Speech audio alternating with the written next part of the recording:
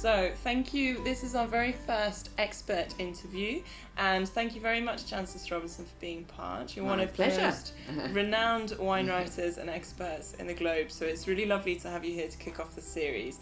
And I'd like to ask first, what is your ultimate all-time favourite wine region to visit? It's very difficult. I hate questions, where I can only choose one, but obviously over the years I have evolved an answer, put it that way. I'm very greedy. I love food as well as wine, and like so many people, I love Italy. So I think I might say the Langhe Hills, or Piemonte generally, but Langhe in particular because for Barolo, Barbaresco, and I love an earlier drinking Nebbiolo or something, or Dolcetto even, because practically anywhere you turn, you know that you're going to get a good meal. You just walk into a little village cafe and it produces the most amazing food, and it's lovely scenery and really nice people. Perfect. So it's got all the ingredients. Oh, the wines are pretty good too. Yeah, so it's got all the ingredients. And what about a visit to a region that you haven't been to? Is there any wine region that's on your list? Well, because I haven't been, obviously I don't know what I would find when I got there, but I'm intrigued about the progress being made in Mexico. I know it's not a soar away, it hasn't established itself yet as a major wine producer, but from what I am told, perhaps you've been there, have you? To the Mexican winery. And should I go? Yeah, and the food is fabulous too. Great. Well, that was another attraction, I must say. So up in Baja California, presumably, I'd really love to go and see what's going on there, and because it must be genuinely unique, I'd have thought, with all the cultural influences as well. And some old vines, I think. Yeah, they're the most historical, the oldest in South America. Yeah. So fascinating. I would really like to go there. And thinking about unconventional harvests, so ice wine or straw wine or botrytis, is there any in particular that you're interested in terms of either the process or the results, the taste? Well, all of those obviously produce sweet wines, and I'm a big fan of sweet wines, and I feel very sorry for makers of sweet wines because they're not particularly fashionable at the moment, and yet they're much, much more difficult to make than conventional dry wines. So it's a kind of labour of love for many people.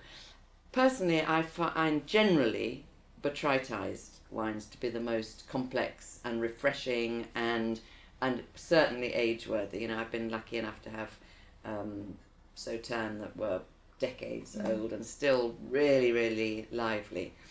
I think ice wine is a sort of nice, interesting little side channel, if you like. But I haven't come across ice wines that get intensely much more interesting as they age, whereas I think that's a great feature of botrytised wine. Fabulous.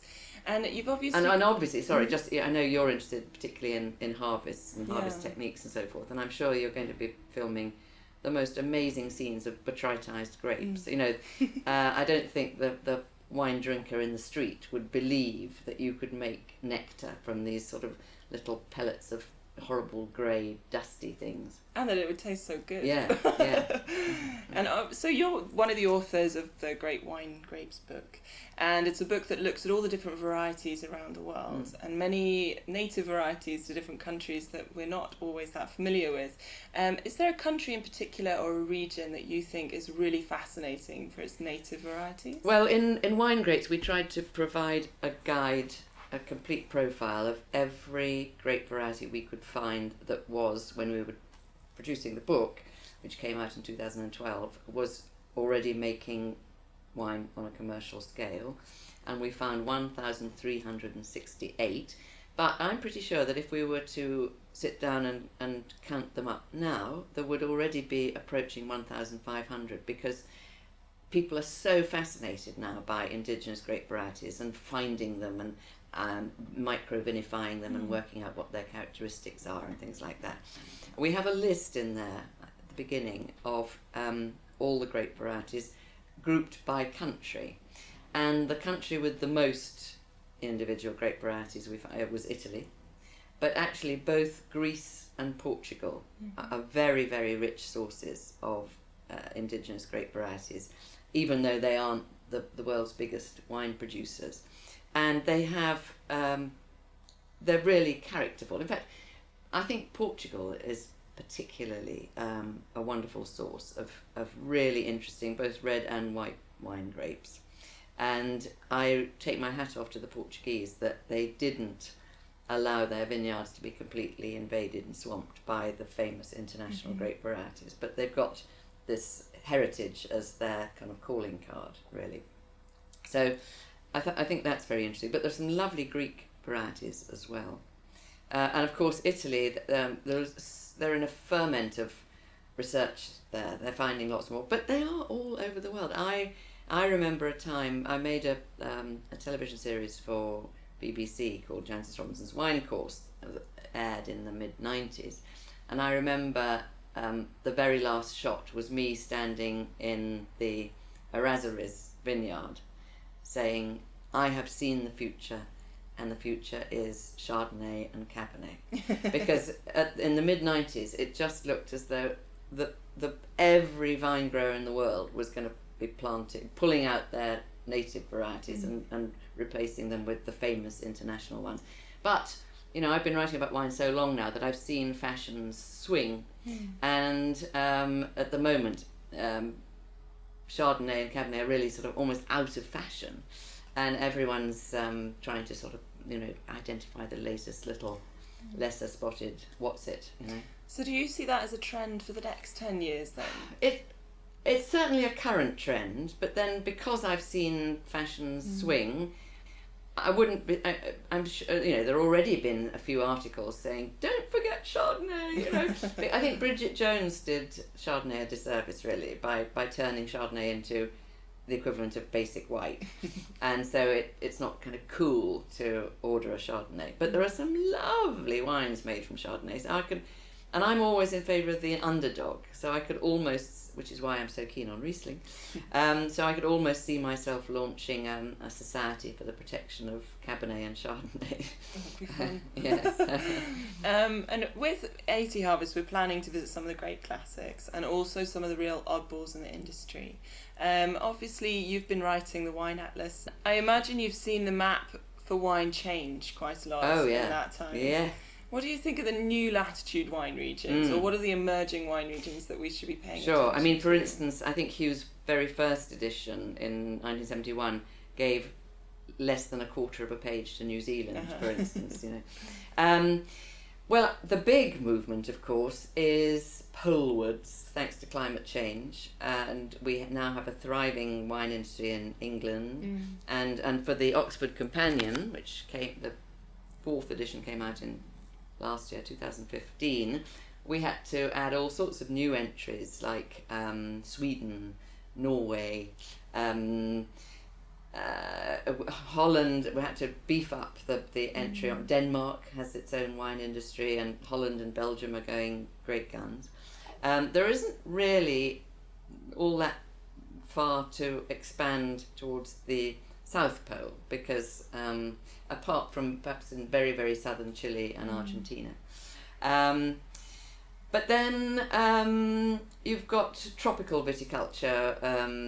Wine is just such a popular product and interest with people pretty much worldwide now. So you've got lots, and tourism is much more vibrant than it's ever been. So, for instance, the Thais are you going to Thailand? Yeah. Yes, that'd be fun.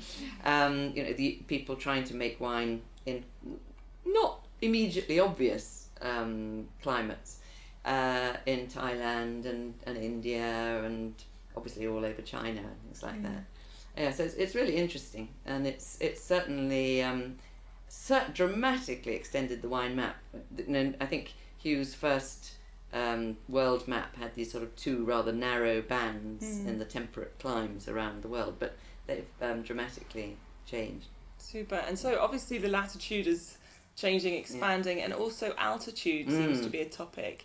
One of the first places that we're going to is Bolivia, which would be the highest production region or highest vineyards in the world. Is there any altitude region that you're interested in, or a particular aspect of altitude winemaking? Well, anyone who's interested in wine on a global scale has to take note of China nowadays, because it's such an important producer and consumer of wine. I've been going to China sort of every 2 years this century, and I do try to go to a different wine region of China every time I go. And the last time I went, a couple of years ago, we went to LVMH's new project, which was absolutely fascinating, up in the mountains of Yunnan, way in the far south west. I don't know if you're going to manage to go there. Well, I'm not sure if that region. Really, that's the vote. Because it doesn't produce much, but it's the most amazing scenery in these tiny little ethnic Tibetan villages overlooked by the Himalayas, snow-covered Himalayas, and sort of sacred mountains. And they chose there because although it's quite a low latitude, it's very high altitude, and so they get enough sun to ripen the grapes, and crucially the winters are mild enough that they don't have to bank up the vines every year, which they do in so many Chinese wine regions, which is weakening the vines. It's not really very good for them, and nor is it so wet like eastern China, Shandong, that it gets terrible monsoons every summer and terrible fungal diseases. So they asked Tony Jordan, a very competent Australian wine scientist. They gave him 4 years to scout around China and find the ideal place to produce a really good red wine, and it is pretty good. And this is where he came up with. Fabulous. How interesting. You're a great experienced taster of En Primeur, and I was curious to know how much you see vintage variation changing, and in terms of importance, is it getting increasingly important or less important? I think the one region where En Primeur is most important is Bordeaux, and in Bordeaux specifically, at the top end where they've got money to burn, they have managed to iron out vintage differences pretty impressively. Not by any means entirely, but a poor quality vintage is so much better than it used to be. They're very technically, on the ball. In fact, I've just come back from 3 days devoted to tasting Bordeaux 2012s, which was a difficult vintage. And a lot of the wine, the Cabernets in particular, didn't absolutely get fully ripe, but gosh, they work those tannins beautifully. It's the structure and polish of the wines is amazing, whereas that same sort of vintage in the 70s would have been more or less a write-off, I would think, or it'd certainly be thin and tart and angular, and probably would have had to wait for 15 years before it was even thinkable to drink. Oh, well, that's nice news for climate change. Yeah. But I'm no great fan of En Primeur, I have to say. I mean, it started so that producers got their money much earlier, and merchants as well, particularly merchants, really. But it's daft. I mean, we're tasting these samples out of casks. When long before the final blend is made, and certainly ages before it's bottled, and it's really giving you the merest, blurriest snapshot. And I think some producers tart up their samples more than others, so you're not really comparing like with like. I see it as a sort of every year I poll, pretty much every year I poll the members of JancisRobinson.com. We're all very keen on wine. Do you really want me to go and taste En Primeur? Yes, we will. I'll go. So one of the ethos that we're working with for AT Harvest is inviting lots of people to participate in interviews and questions with experts. So I have 2 questions from some wine students around the globe. The first comes from Helen, who's a WSET student in Chile. And she'd like to know, for someone who's discovering the world of wine for the very first time, which region would you suggest they go to if distance and money weren't factors? Yeah. I think the obvious answer is to go somewhere where people enjoy sharing knowledge. And I would say California is an obvious choice.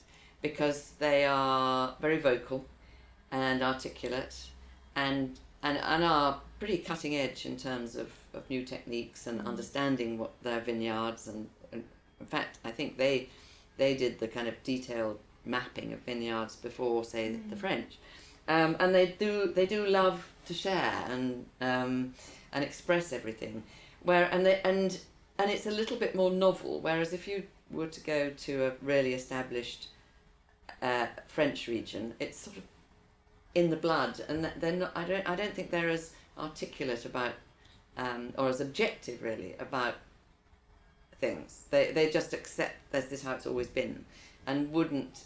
I think that on average wouldn't be as vocal in describing exactly how things are done and what their conditions are. Great, good recommendation.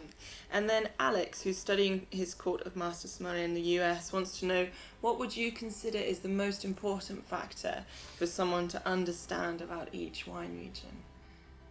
I know there are many, perhaps in light of writing your 24-hour wine expert, what was the one thing that you would... Well, I suppose, given that so many regions plant the same grape varieties, it wouldn't be their spread of grape varieties, I wouldn't say. It's got to be something that is unique to that region. So it's probably climate or terroir really, and that cunning, that answer cunningly brings in far more than just climate, but the natural conditions. It's what makes that region unique. So yeah. Perfect. Thank you so much for your time. It's been a real pleasure to speak to you. Thank you. And I hope that we can catch up with you in different parts of the world. Very good. Well, best of luck. Thank you best of luck very with much. this ambitious project. Thank you. Thank you, Jancis.